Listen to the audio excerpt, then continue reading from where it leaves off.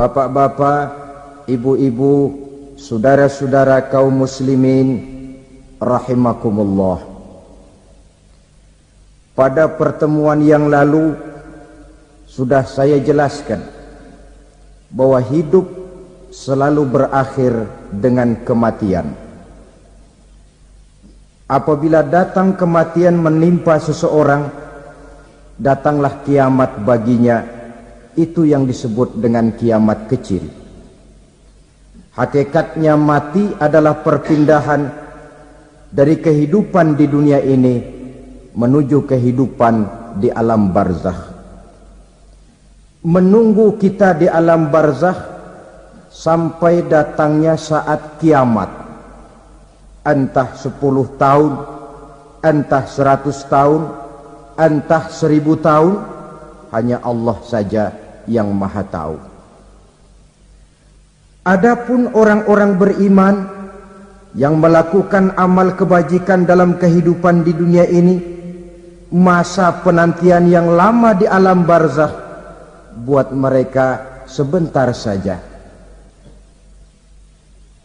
Tetapi bagi orang-orang kafir yang ingkar, yang tidak beriman kepada Allah, yang hidup di dunia cuma menumpuk-numpuk dosa, tentu penantian di alam barzakh akan merupakan waktu yang sangat lama. Bukankah dalam kehidupan kita waktu itu memang relatif? Contoh misalnya, bagi pemuda-pemudi yang sedang duduk asyik memadu cinta, waktu 4-5 jam saja rasanya cuma 4-5 menit. Tenggelam oleh keasikan. Tapi buat orang yang berbaring di rumah sakit, meratap di balik-balik apa itu tembok derita kata lagu,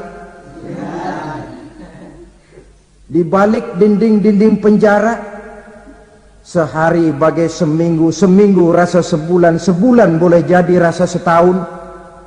Penantian yang sangat lama. Kapan kiamat itu akan datang? Ini rahasia Allah. Jangankan kita yang orang awam, baginda Nabi sendiri tidak diberitahu oleh Allah kapan kiamat itu akan terjadi. Tetapi sungguh pun demikian, banyak hadis-hadis yang menjelaskan ciri atau tanda-tanda datangnya kiamat. Nah, kalau sudah bicara soal tanda, tanda kiamat itu ada 2. Pertama yang disebut alamatus sughra, tanda-tanda kecil. Ini waktunya masih ada tenggang. Ada yang dinamakan alamatul kubra, tanda-tanda besar. Artinya kiamat sudah diambang pintu. Apa tanda-tanda kecil dari datangnya hari kiamat itu? Misalnya kata Nabi, apabila ilmu sudah diangkat oleh Allah, artinya apabila ulama sudah banyak wafat, minat orang belajar agama berkurang, lalu kebodohan nampak merajalela di mana-mana, zina dikerjakan secara terbuka, minuman-minuman keras jadi kebanggaan, itu termasuk di antara tanda-tanda kecil terjadinya hari kiamat. Apalagi misalnya iza waladatil ammatu rabbataha, apabila budak sudah melahirkan tuan. Apa maksudnya? Ada yang mentafsirkan apabila anak sudah bisa membudaki orang tuanya. Orang tua yang melahirkan dia, yang membesarkan dia, demi setelah si anak besar jadi orang berpangkat, bertitel, berharta, berkedudukan, jadilah orang tua itu budaknya. Sehingga sering dibilang kalau orang tua kaya, anak jadi raja. Tapi kalau anak yang kaya, orang tua sering jadi budak. Apalagi munculnya fitnah yang bergelombang, timbul perang antara dua bangsa yang besar, waktu berjalan terasa sangat pendek sekali. Itu merupakan tanda di antara tanda-tanda kiamat.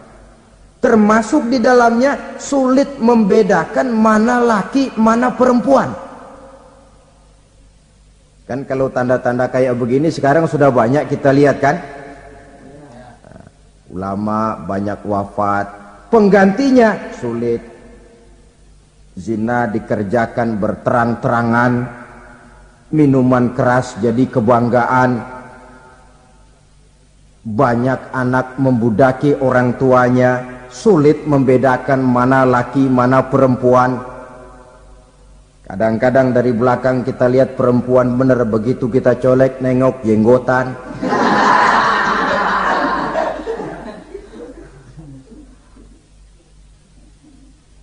Ini termasuk tanda-tanda kecil, masih ada tenggang sampai akan terjadinya kiamat itu. Nah, yang dimaksud dengan tanda-tanda besar, ini tanda besar artinya kiamat sudah di ambang pintu. Pertama, matahari terbit dari sebelah barat. Apabila matahari sudah terbit dari arah sebelah barat, tertutuplah sudah pintu taubat. Bersabda Nabi kita, la taqumus sa'atu hatta tatlu'a syamsu min maghribiha. Tidak akan datang hari kiamat sampai matahari terbit dari arah sebelah barat. Fa iza tala'at, manakala matahari telah terbit dari arah sebelah barat, wara'ahan nasu, manusia banyak menyaksikan itu, amanu ajma'un, mereka pun lalu beriman. Yang tadinya kafir, yang tadinya ingkar, yang tadinya membangkang, setelah melihat matahari terbit dari sebelah barat, buru-buru beriman, berlomba-lomba mengucap dua kalimat syahadat. Tapi apa yang terjadi? Kata Nabi, wadzalika hina la yanfa'u nafsan imanuha lam takun amanat min qabl. Hari itu adalah hari yang iman sudah tidak berguna lagi bagi seseorang apabila sebelumnya memang dia tidak pernah beriman.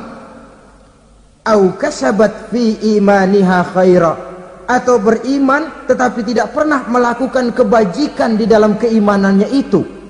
Hari yang sudah kasib, hari yang sudah terlambat, beriman tidak akan ada gunanya lagi. Ini pelajaran buat kita. Sebelum sang surya terbit dari sebelah barat, sebelum nafas sampai di tenggorokan, artinya pintu taubat masih terbuka. Kalau dua hal itu sudah terwujud, nafas sudah sampai di kerongkongan atau matahari sudah terbit dari arah sebelah barat, tertutuplah sudah pintu taubat. Tak ada lagi gunanya pangkat, jabatan, harta, bahkan beriman pun dalam suasana macam itu. Too late, kata orang Kulon. Sudah terlambat. Matahari terbit dari arah sebelah barat. Itu tanda besar, artinya kiamat sudah di ambang pintu. Lalu apalagi tanda besar? Munculnya Dajjal. Dajjal artinya pendusta-pendusta yang menyesatkan manusia. Ada dua macam Dajjal, saudara. Ada Dajjal kecil, ini Dajjal kelas teri. Kalau ini sejak zaman Rasulullah sudah ada itu. Tiap zaman ada. Di zaman Rasulullah misalnya ada yang bernama Aswad al-Unsi dari Yaman. Ada yang namanya Musailamah al-Kazzab dari Yamamah. Ada yang namanya Ibnu Sayyad dari Madinah. Ini Dajjal-Dajjal di zaman Rasul. Musailamatul Kazzab memproklamirkan diri jadi nabi dia. Di zaman Rasul masih hidup. Ini Dajjal zaman Nabi. Di zaman sahabat muncul Dajjal-Dajjal. Di zaman kita sekarang ini, dajjal-dajjal pun gentayangan. Dajjal-dajjal kelas teri. Kerjanya mendustakan manusia, menyesatkan manusia, memalingkan manusia dari jalan yang benar dan diridhoi oleh Allah Subhanahu wa taala. Adapun yang merupakan tanda besar dari datangnya kiamat, dajjal-dajjal kelas kakap. Pembohong-pembohong besar yang menyesatkan masyarakat manusia berpaling dari jalan Allah mengikuti jalan mereka. Apa sih ciri dajjal itu? Kata Nabi dalam hadis Bukhari Muslim, innad dajjala, sesungguhnya yang namanya dajjal itu yakhruju, satu saat akan muncul mendekati hari kiamat, wa inna ma'ahu ma'an, si dajjal ini membawa air, wanaran, dan juga membawa api. Dua simbol. Di tangan yang satu dia bawa air, di tangan yang satu dia bawa api. Wa ammal ladzi yarahu an-nasu ma'an fanarun, adapun yang orang banyak lihat air, hakikatnya adalah api. Yang dilihat api, hakikatnya adalah air. Oleh sebab itu, kalau api yang ditawarkan, ambillah air. Kalau air yang ditawarkan, pilihlah api. Maksudnya apa ini? Ini bahasa simbol, saudara-saudara. Dajjal bicaranya seolah-olah untuk kepentingan manusia. Menawarkan surga. Surga yang dia tawarkan hakikatnya neraka. Hai manusia, kalau kau mau bahagia, jangan dekat-dekat dengan agama. Sholat itu tidak efektif dan efisien, tidak produktif dari segi ekonomi itu. Menghadiri majelis taklim cuma buang-buang waktu. Tahajud, tasbih, tahlil, baca Quran, apa itu? Pekerjaan mubazir saja. Hidup ini cuma sekali, masa yang cuma sekali, manfaatkan dengan sebaik-baiknya. Mumpung, dibawanya sifat mumpung tetapi dalam pengertian yang sangat negatif. Bicaranya seolah-olah untuk kepentingan manusia, tetapi sebenarnya menjerumuskan manusia. Menawarkan air tapi sebenarnya api, menawarkan api tapi hakikatnya air. Buat apa kamu sholat? Buat apa kamu bayar zakat? Buat apa kamu puasa? Surga yang dicanangkan dajjal hakikatnya neraka. Neraka yang digambarkan dajjal pada dasarnya adalah surga. Jadi memutarbalikkan fakta itu kerjaan dajjal. Yang hak jadi batil, yang batil dibilang hak, yang benar jadi salah, yang salah malah jadi benar. Tuntunan disuruh jadi tontonan, tontonan malah menjadi tuntunan. Itu pekerjaan dajjal profesinya. Zamannya Nabi Adam, dajjalnya kan iblis. Betul? Betul. Apa sih rayuan iblis itu? Allah setelah menciptakan Nabi Adam kan bilang, Adam, kau dan istrimu Hawa tinggal di surga ini. Seluruh fasilitas yang ada di surga persilahkan kau nikmati. Satu yang tidak boleh, jangan coba-coba dekati pohon khuldi. Dekat saja jangan, apalagi sampai memetiknya. Datang dajjal yang namanya iblis ini. Adam, kamu tahu nggak kenapa tidak boleh makan buah khuldi? Ya nggak tahu, pokoknya saya dilarang. Bodoh kamu Dam. Khuldun artinya kekal. Kalau kamu makan itu buah, kau akan kekal di surga buat selamanya. Allah tidak kepengen, maka dilarang kamu makan buah khuldi. Kalau kau ingin kekal di surga Adam, makan saja. Saya bicara begini ini untuk kepentingan kamu Adam. Ini kan ciri-ciri dajjal. Bicaranya sih seolah-olah untuk kepentingan Nabi Adam, hakikat sebenarnya menjerumuskan Nabi Adam supaya ingkar dan melanggar larangan dari Allah Subhanahu wa ta'ala. Jadi setelah muncul dajjal, timbul kekacauan-kekacauan di masyarakat. banyak yang terpengaruh, terpedaya dan terpesona, termasuk mereka yang memproklamirkan diri jadi nabi, mereka yang memproklamirkan diri jadi rasul di zaman sesudah Rasulullah wafat. Itu adalah dajjal-dajjal. Maka saya ingatkan, kalau di zaman kita sekarang ini ada orang ngaku jadi nabi, ada orang ngaku jadi rasul, biar bahasa Arabnya kental, Quran hafal, hadis ribuan hadis hafal, biar pakai serban sampai menyengser ke tanah, bahasa Arabnya fasih, tapi dia mengaku jadi nabi, jadi rasul. Kita umat Islam wajib tidak percaya, wajib untuk tidak percaya. Itulah dajjal-dajjal zaman kita sekarang ini. Tidak mustahil mereka datang mempengaruhi orang-orang awam supaya berpaling dari Rasulullah, mengikuti mereka.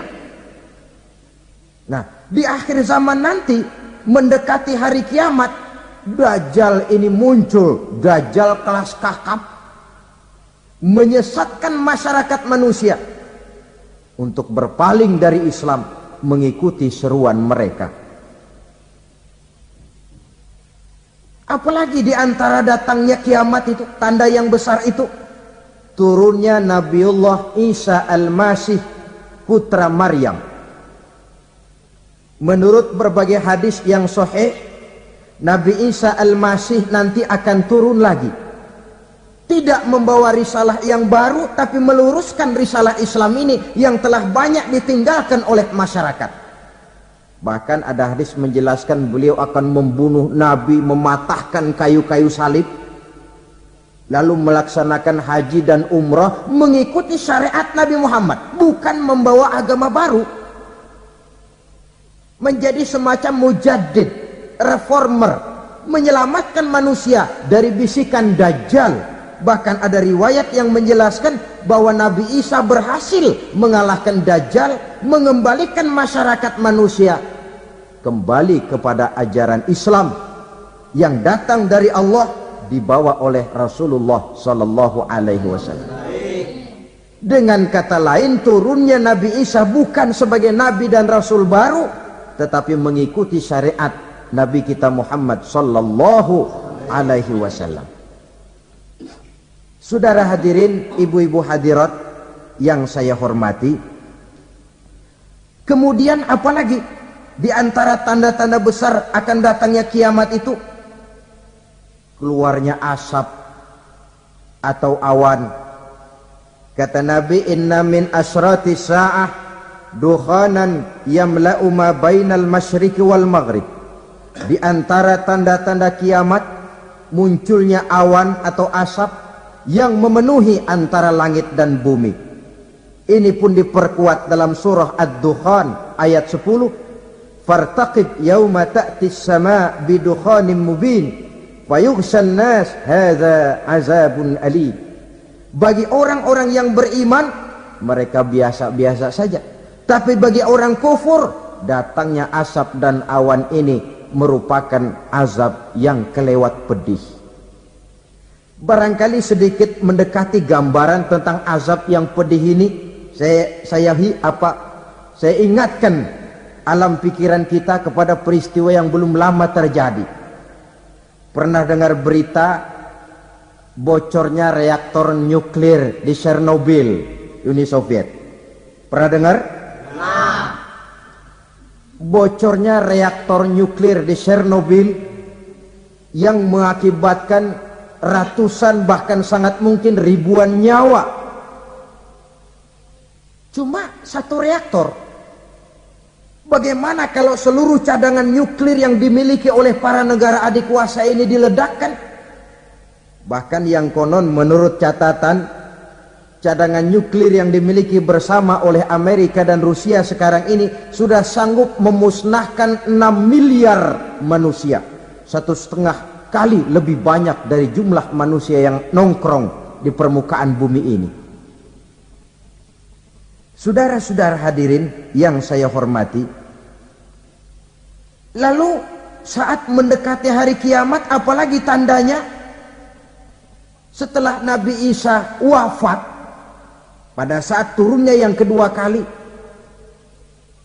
lalu Allah meniupkan angin sejuk, semua orang-orang beriman, orang-orang baik wafat, sehingga penghuni bumi ini cuma tinggal lagi terdiri dari orang-orang kafir. Tidak ada lagi di bumi ini yang bisa mengucapkan Allah. Sehingga dalam hadis qudsi itu ada keterangan, innallaha azza wa jalla yaqulu li Israfil. Allah pernah pesan kepada malaikat Israfil, kata Allah, Israfil, iza sami'ta qailan yaqul Allah Allah fa akhirin nafakh 40 sanatan ikraman liqailiha. Hai Israfil, apabila kau dengar di permukaan bumi masih banyak orang yang mengucapkan Allah Allah, maka tunda sangkakala kiamat itu 40 tahun. Untuk apa? Ikraman liqailiha, menghormati orang yang mengucapkan Allah Allah itu. Wah, jadi karena sekarang masih banyak yang mengucapkan Allah, besar hatilah kita, masih jauh kiamat itu. Tapi jangan lupa, kiamat pribadi, kiamat kecil itu yang nggak kita sangka-sangka. Ajal datang mencabut nyawa, itu kiamat pribadi, dan itu yang pasti kita hadapi, dan itu yang membuat kita tidak boleh bersikap main-main di dalam kehidupan sekarang ini. Saudara hadirin yang saya hormati, tidak ada lagi orang-orang muslim, seluruh penduduk dunia ini kafir. Lalu terciptalah struktur sosial yang berlandaskan prinsip hidup semau gue. Bakal terjadilah prinsip di mana yang kaya menyantap yang miskin, yang kuat menindas yang lemah. Hidup sudah bagaikan di rimba belantara, berlaku hukum rimba, siapa yang kuat dia yang menang, siapa yang lemah menjadi mangsa. Timbul kekacauan, maksiat merajalela, munkarat menjadi-jadi, sehingga isi bumi ini penuh dengan segala macam perbuatan dosa. Tidak ada perlunya lagi alam diperpanjang temponya.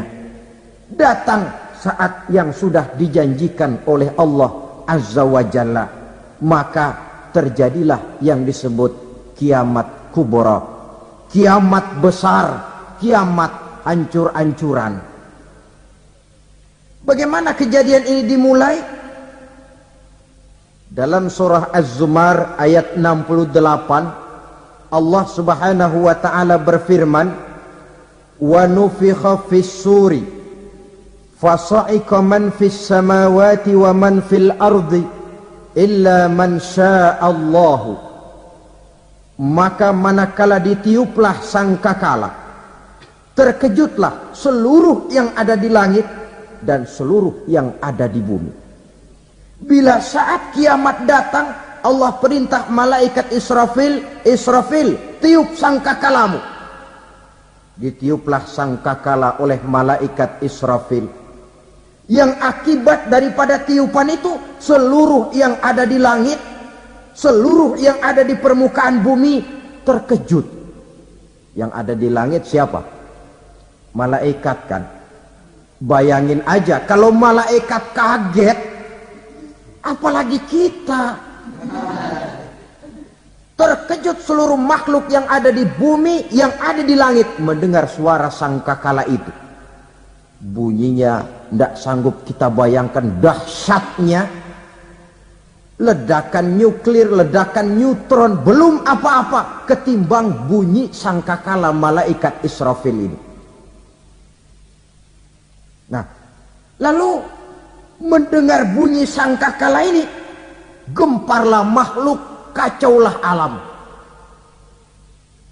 Bumi gempa, planet-planet bertabrakan, gunung meletus, air laut tumpah ke darat, angin topan bertiup, halilintar menyambar. Lalu semua yang bernama hidup mati total. Mati bareng tanpa persiapan.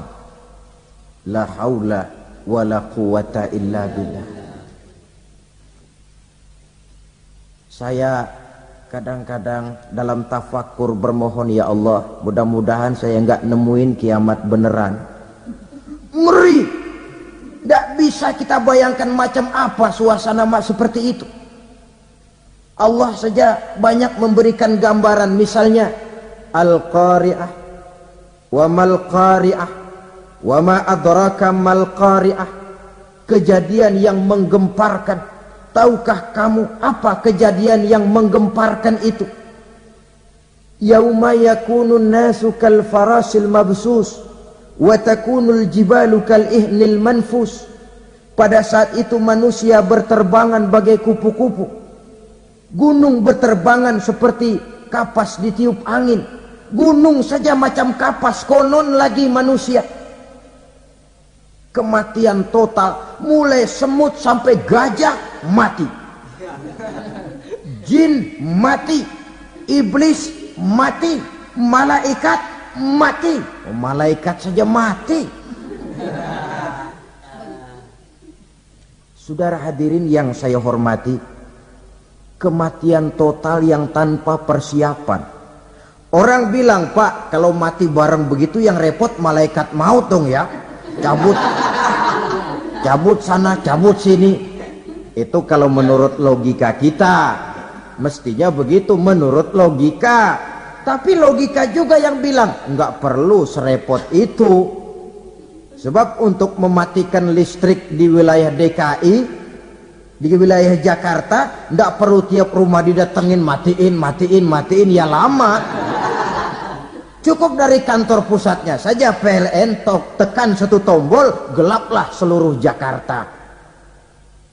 Saudara hadirin yang saya hormati, kematian total. Lalu setelah kematian total, planet-planet juga mati, dalam arti tidak bergerak dan beredar.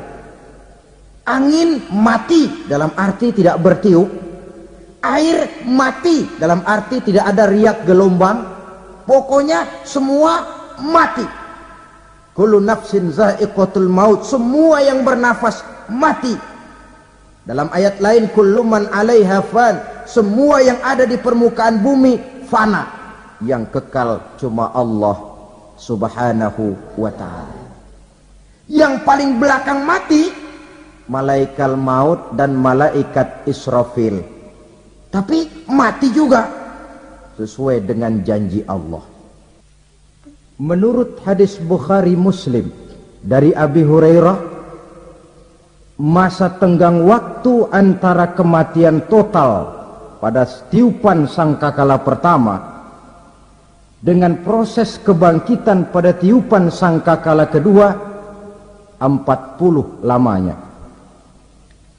Tidak dijelaskan oleh Abi Hurairah 40 jam, apa 40 hari, apa 40 tahun.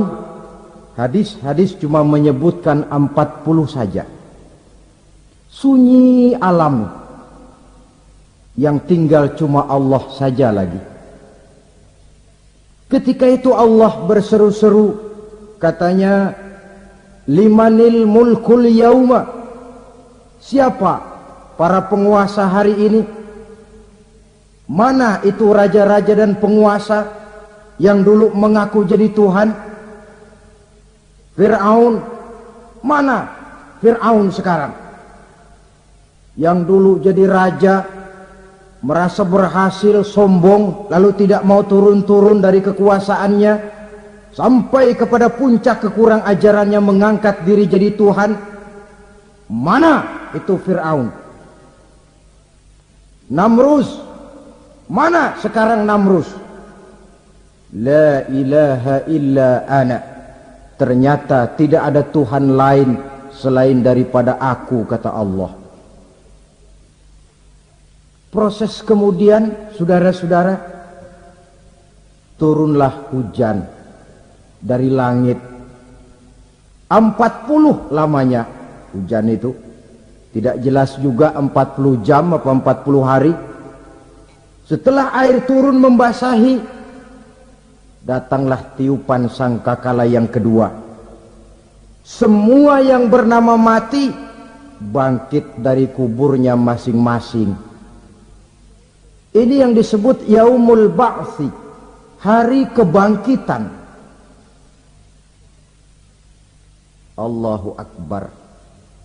Pada saat kita bangkit dari kubur kita masing-masing, kumpul di padang mahsyar namanya.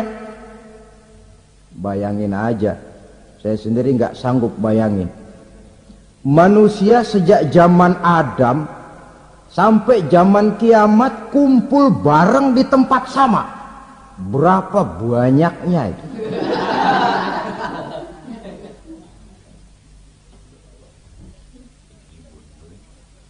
Dan yang luar biasa menurut satu riwayat, pada saat bangkit itu, Masya Allah, roman muka kita berubah,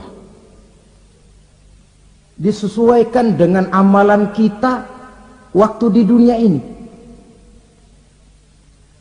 Barang siapa yang waktu di dunia amalannya itu amalan tikus, di akhirat nanti dia bangkit dari kubur, mukanya seperti muka tikus. Gagah betul badannya, tapi mukanya seperti tikus. Kenapa? Amalannya waktu di dunia seperti amalan tikus. Apa amalan tikus itu? Suka ngegeragoti barang yang sudah disimpan rapi-rapi. Orang sudah simpan uang rapi-rapi, simpan perhiasan rapi-rapi, digeragoti oleh tikus. Maling-maling, pencoleng-pencoleng, koruptor-koruptor, itu nanti di akhirat nanti kita lihat mukanya seperti muka tikus. Oh, ini waktu di dunia suka nyolong, mukanya seperti muka tikus. Barang siapa yang waktu di dunia ini amalannya itu amalan macan, dia akan bangkit nanti mukanya seperti muka macan. Apa amalan macan? Macan itu amalannya menang-menangan. Orang yang mau menang saja nggak mau mengalah. Coba lihat di hutan. Kenal hutan nggak? Di hutan, raja hutan di mana-mana pasti macan. Betul kan? Betul. Padahal hutan belum pernah bikin pemilihan umum. Tapi macan tidak peduli ada pemilihan umum apa tidak, pokok saya raja. Sebab apa? Macan jadi raja itu bukan karena benar, tapi karena kuat jadi raja. Setelah dia jadi raja, rakyat hutan yang mesti dilindungi malah dimakan oleh raja macan. Kambing rakyat hutan dimakan oleh macan. Ayam rakyat hutan dimakan oleh macan. Itu nanti kita lihat di akhirat itu mukanya seperti muka macan, gagah betul. Lalu barang siapa yang di dunia ini amalannya itu seperti amalan anjing, nanti dia punya muka seperti muka anjing. Apa amalan anjing? Pertama, anjing itu kalau disuruh jaga rumah, dia tidak bisa membedakan mana maling, mana tamu. Biar yang datang maling, kalau bawa tulang, anjing kalem. Yang kedua, anjing itu akan setia kepada siapa saja yang memberinya roti. Siapa yang memberinya roti, itulah majikannya. Apa kata majikannya, pasti dia laksanakan. Soal benar atau salah dia tidak peduli. Setelah anjing dapat roti, dia tidak punya pilihan lain kecuali bilang, abdi mah kumaha juragan wae ayeuna mah.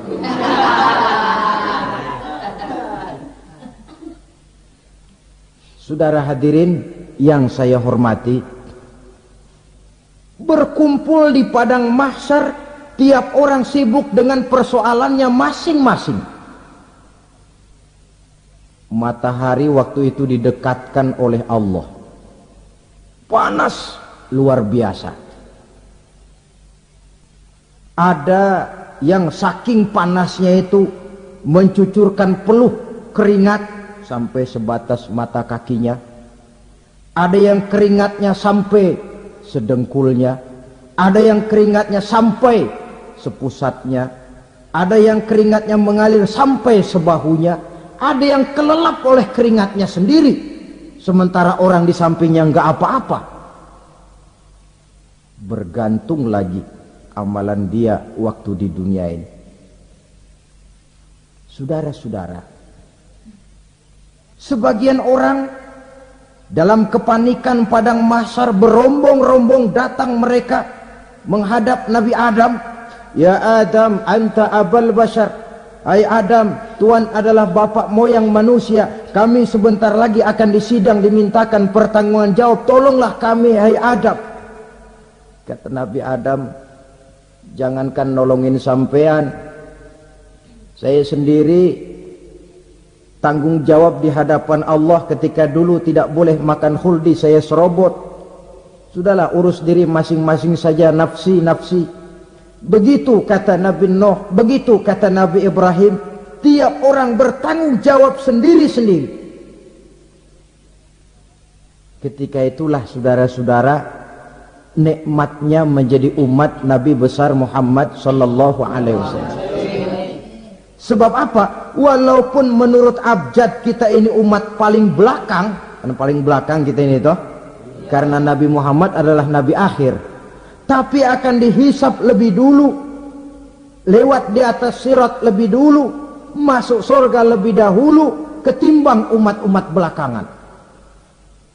Ketika Rasul mendekati ajal, beliau tanyakan itu kepada malaikat Jibril. Malaikat Jibril berkata, Muhammad jangan khawatir, Allah sudah berjanji, inni haramtul jannata ala sairil anbiya hatta tadkhulaha anta, wa haramtuha ala sairil umami hatta tadkhulaha ummatuka. Surga aku haramkan buat seluruh nabi kecuali kalau engkau Muhammad sudah masuk ke dalamnya, dan surga aku haramkan buat seluruh umat kecuali kalau umatmu Muhammad sudah masuk ke dalamnya. Logikanya, walaupun menurut abjad kita umat paling belakang, bakal dihisap paling dulu, lewat di atas sirat paling dulu, masuk surga paling dulu, kalau mampir ke neraka juga paling dulu. Ya resiko. Jangan mau enaknya aja paling dulu. Saudara hadirin yang saya hormati, setelah masa kebangkitan itu jangan dikira begitu bangkit langsung diperiksa. Masih menunggu menanti ribuan tahun perhitungan padang mahsyar untuk sampai kepada proses yang disebut yaumul hisab, hari perhitungan. Seorang demi seorang bakal dipanggil. Bayangkan saja, kita se-RT saja di absen, kadang-kadang perlu waktu lama. Ini manusia sejak zaman Nabi Adam sampai datang hari kiamat, satu demi satu disidang di hadapan Qadhi Rabbul Jalil. Status sosial copot sudah waktu itu. Yang pernah jadi hartawan di situ tidak lagi kelihatan kehartawanannya. Yang pernah jadi jenderal tidak lagi dipanggil jenderalnya. Yang ustadz tidak lagi dipanggil al-mukarramnya.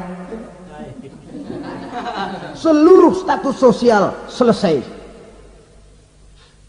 Dipanggillah kita seorang demi seorang menghadap Qadhi Rabbul Jalil. Bagaimana proses penghisaban itu? Pertama, proses tanya jawab.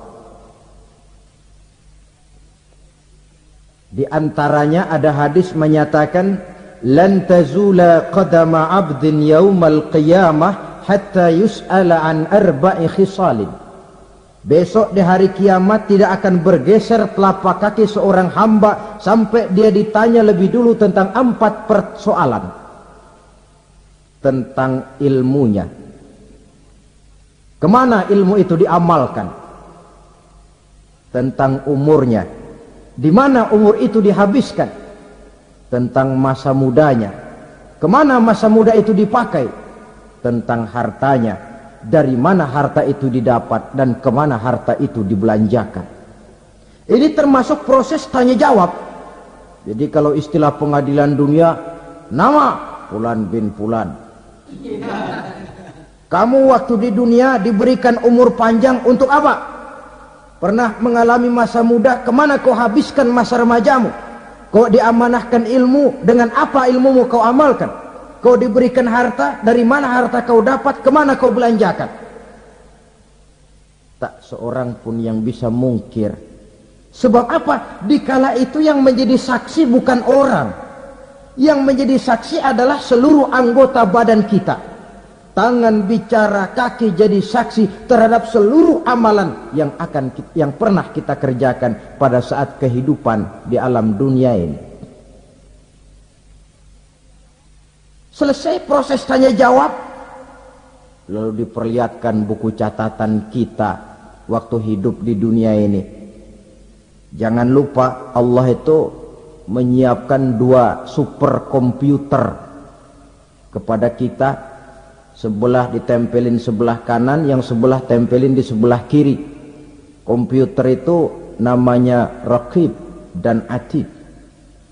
2 malaikat yang apabila baik kita lakukan, refleks saja akan menulis kebajikan kita. Jahat kita kerjakan akan tertulis. Catatan itu nanti diperlihatkan kepada kita. Waduh, alangkah malunya pada saat diperlihatkan catatan kita, buku rapot kita merah melulu. Barangkali diperiksa sambil diomelin, brengsek lo. Buku merah melulu begini, bagaimana waktu hidup di dunia? Tidak cukup diperlihatkan buku catatan kehidupan, rekaman kehidupan. Rekaman kehidupan kita secara utuh sejak terlahir sampai ajal datang merenggut nyawa.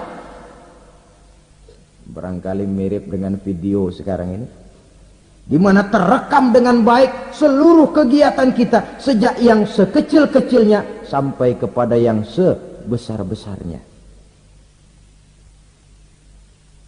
Untuk kemudian kita pun menerima balasan. In khairan fa khairun wa in syarran fa syarrun. Kalau baik ya baik balasannya, kalau jahat ya jahat juga balasannya. Catatan-catatan kita diberikan. Kalau banyak kebajikannya diberikan di tangan kanan dengan cara yang halus. Kalau banyak kejahatannya diberikan dari sebelah kiri atau dilempar dari belakang. Itulah sebabnya sejak di dunia ini kita sudah mohon kepada Allah. Ketika berwudu membasuh tangan kanan, apa kita bilang? Allahumma a'tini kitabi biyamini wa hasibni hisaban yasira. Ya Allah, berikan saya kitab di tangan kanan, dan kalau saya memang perlu dihisap, hisaplah saya yang seringan-ringannya. Tangan kiri berlindung kita kepada Allah. Jangan sampai diberikan kitab di tangan kiri atau dari arah sebelah belakang.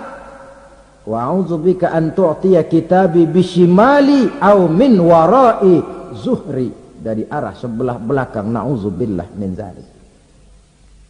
Setelah selesai lewat proses penghisaban, lewat mizan, timbangan, maka yang sudah selesai dihisab itu bergeraklah menuju sirat, jembatan yang terbentang menuju surga melalui neraka. Saudara-saudara, panjangnya perjalanan sirat itu memakan waktu ratusan tahun. Tetapi orang yang lewat di atas sirat pun macam-macam, bergantung amalannya ketika di dunia ini. Ada yang lewat di atas sirat itu kalbarkil khatib, seperti kilat yang menyambar, lep, sudah sampai dia di surga. Cepat bukan main. Ada yang lewat di atas sirat itu seperti orang lari-lari. Ada yang lewat di atas sirat itu seperti orang jalan biasa. Ada yang sambil merangkak, ada yang sambil ngesor, ada yang sambil gelayutan, ada yang selamat sampai ke ujung ke surga, ada yang tergelincir jatuh masuk ke dalam neraka, bergantung amalannya dalam kehidupan di dunia sekarang ini. Tiap kita akan melewati yang namanya sirat ini. Saudara-saudara kaum muslimin yang saya hormati, dengan demikian mereka yang selamat melalui sirat sampai ke terminal akhir surga, mereka yang ketika dihisab ternyata banyak kejahatannya daripada kebaikannya, mereka singgah di dalam neraka. Nah, adapun orang-orang yang beriman menurut ayat Quran dan hadis Nabi itu nanti ada bermacam-macam. Ada orang beriman itu yang dimasukkan surga. Ada orang beriman itu yang dimasukkan ke dalam surga. Ada orang beriman itu yang disebut penduduk surga. Kenapa lain-lain, Pak? Karena waktu di dunia amalannya juga lain-lain. Ada orang beriman yang masuk surga. Ini paling murah tiketnya. Mau masuk surga? Kata Nabi begini, ma min abdin qala la ilaha illallah thumma mata ala dhalik illa dakhalal jannah. Kalau seorang hamba sudah mengucap dua kalimat syahadat, dia yakin dengan kebenaran kalimat itu sampai matinya, orang itu akan masuk surga. Abi Dzar yang waktu itu diajak bicara heran, ya Rasul kok gampang betul? Iya, walaupun orang itu mencuri, iya, walaupun orang itu berzina, iya. Biar dia mencuri, biar dia berzina, kalau dia sudah mengucap dua kalimat syahadat, dia yakin dengan kebenaran kalimat itu sampai matinya, itu orang akan masuk surga. Jadi masuk surga cukup dua kalimat syahadat, yakin sampai mati, masuk surga. Itu perkara masuk. Tapi kalau pertanyaannya diterusin, masuknya kapan, Pak? Nah, ini lain lagi urusannya. Sebab ada yang masuknya itu langsung, ada yang mampir dulu. Di sana tempat cuma dua, kalau tidak surga, neraka. Mau ke surga tapi mampir dulu, yang mampirnya jelas di neraka. Kenapa? Dalam hadis qudsi ada riwayat, nanti itu di akhirat, setelah Allah selesai mengatur penduduk surga masuk surga, yang neraka masuk neraka, Allah berkata kepada malaikat Malik, malaikat Malik, labaik ya Allah, itu bajingan-bajingan tengik, manusia-manusia durjana yang waktu di dunia tidak mau sujud, jauh dari ulama, gemar melakukan yang munkarat dan maksiat, hidup di tengah masyarakat selalu jadi bibit keonaran, kufur, sudah masuk neraka semua. Sudah ya Allah. Nah, kalau sudah, coba sekarang kamu masuk, Malik. Saya, iya, masuk neraka.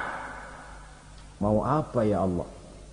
Kata Allah, akhriju minan nar man kana fi qalbihi misqala habbatin min khardalin min iman. Kau masuk neraka, cari di dalam neraka orang-orang yang ada imannya walaupun kecil sebesar biji zarah, angkat mereka keluar. Masuk malaikat Malik ke neraka, cari orang yang ada imannya, korek-korek. Ya repot, udah pada gosong. Yang ada imannya diangkat ke atas, yang ada imannya diangkat ke atas, lalu dimandikan di Nahrul Hayat, namanya sungai kehidupan di akhirat nanti. Cakep lagi rupanya, bersih lagi wajahnya, apel di hadapan Allah. Kata Allah, bagaimana mas? Kapok enggak sampean? Kapok ya Allah. Nah, kalau kapok, idhab fadkhulil jannah, pergi masuk surga sana. Berangkat mereka ke surga. ketemu sama teman-temannya yang udah sampai lebih dulu, yang nggak pakai mampir lagi. Terjadi dialog, kata teman-temannya yang udah pada nyampe duluan, "Mas, iya, emang baru sampai?" "Oh, saya baru sampai." "Memang mampir di mana dulu, Mas? Kita sudah lama sampai di surga." Saudara buka surah Al-Muddatsir ayat 34-35. "Masalakakum fis saqar?" Kenapa kamu mampir di neraka Saqar? Qalu lam nakum minal musallin. Mereka menjawab, kami mampir di neraka Saqar, Mas, gara-gara dulunya kami waktu di dunia ndak pernah sholat. Ndak pernah sholat? Ndak pernah.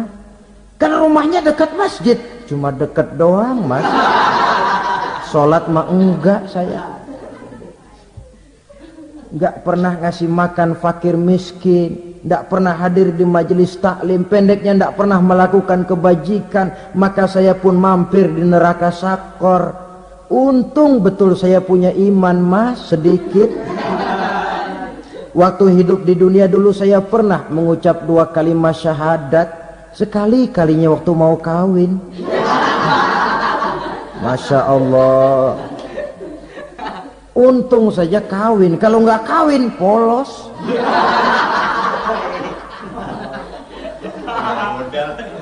Itu juga pengulu sudah setengah mati ngajarin. Asyhadu alla, asyaduaan, asyaduaan.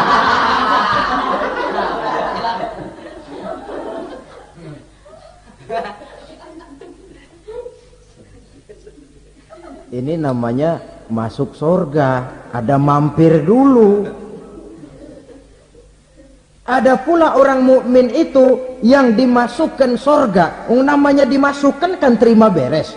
Saya masuk ke rumah, jalan sendiri, cari tempat sendiri. Saya dimasukkan ke dalam rumah, terima beres, pokok ada di dalam, itu dimasukkan namanya. Nggak pakai mampir.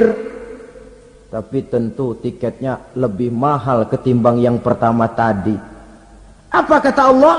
Innal ladzina amanu wa amilus salihat la ukaffiranna anhum sayyi'atihim wa la udkhilannahum jannah.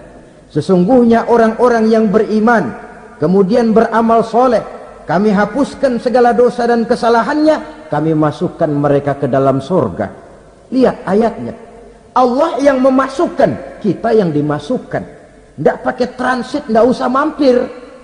Cuma tidak cukup syahadat, tidak cukup amanu, tapi diiringi dengan wa amilus salih. Iman, amal. Tidak cukup syahadat, lalu dibuktikan dia sholat, dia zakat, puasa, lalu dia melakukan berbagai macam kebajikan. Ini yang menyebabkan dia tidak pakai mampir di tempat yang bernama Saqar. Lalu ada pula orang mukmin itu yang disebut penduduk surga. Wah, ini sudah VIP ini.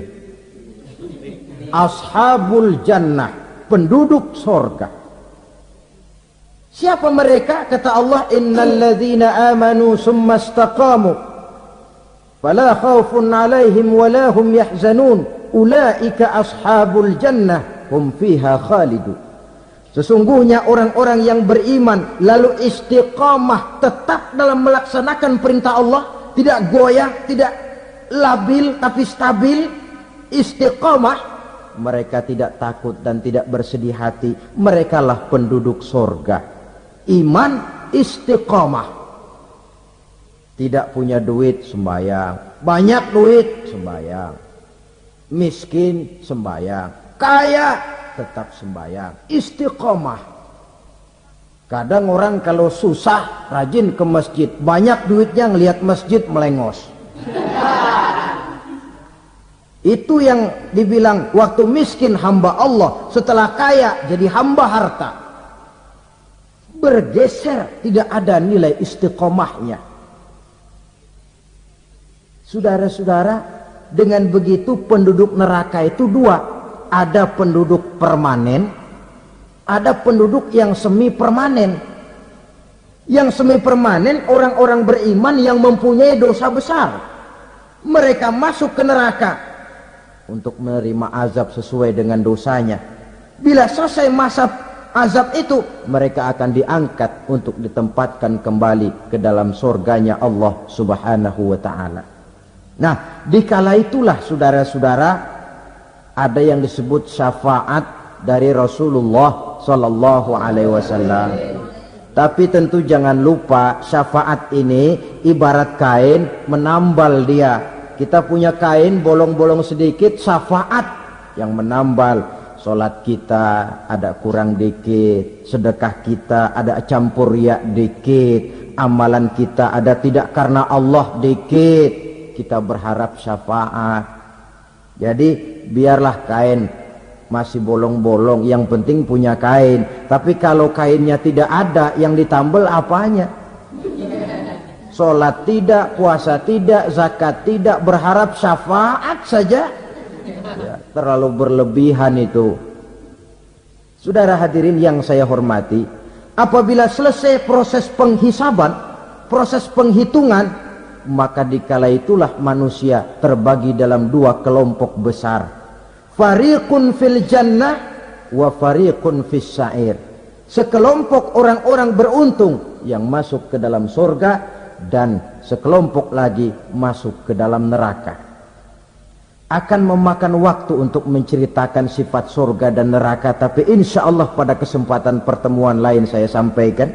Namun sebagai gambaran umum cukuplah saya sampaikan sebuah hadis qudsi. Allah jelaskan, a'dadtu li'ibadiyas salihin ma la ainun ra'at wa la uzunun sami'at wa la khatara fi qalbil bashar. Aku sediakan buat hamba-hambaku yang soleh, yang tidak pernah terlihat oleh mata, tidak pernah terdengar oleh telinga, dan belum pernah terdetik dalam hati manusia. Jadi kenikmatan surga belum pernah dilihat mata, belum pernah didengar telinga, belum pernah terdetik dalam hati. Pedihnya azab neraka belum pernah terlihat mata, belum pernah terdengar telinga, belum pernah terdetik dalam hati. Saudara hadirin yang saya hormati, oleh karena itu sebagai uraian akhir daripada kiamat ini, marilah sama-sama kita memanfaatkan hidup dengan sebaik-baiknya.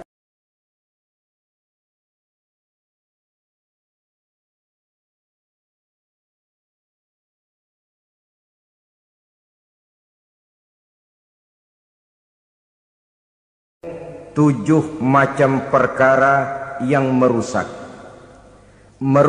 akidah dan keimanan, merusak amal perbuatan yang sudah kita kerjakan, merusak sendi-sendi kehidupan sosial, pendek kata merusak segala hal di dalam kehidupan kita.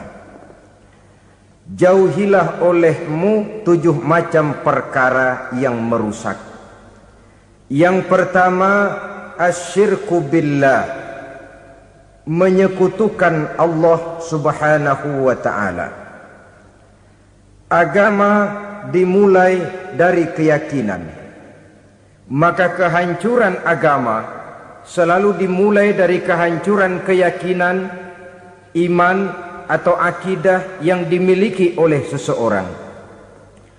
Dan untuk menghancurkan nilai-nilai iman yang kita miliki ini, orang rasanya tidak akan menghantam kita dengan peluru kendali. Orang tidak akan mengirimkan nuklir ke sini. Orang tidak juga akan mengirimkan satuan militernya ke sini. Untuk menghancurkan nilai-nilai iman, dibanjiri kita dengan paham-paham yang merusak dan mendangkalkan akidah.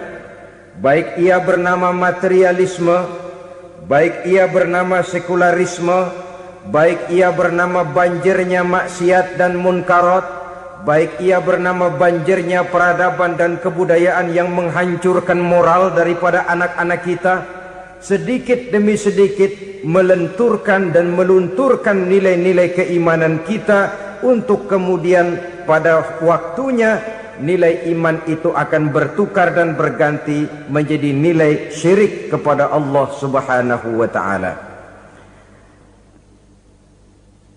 Atau pada sisi lain, menjadikan yang selain Allah sebagai tujuan akhir daripada kehidupan kita.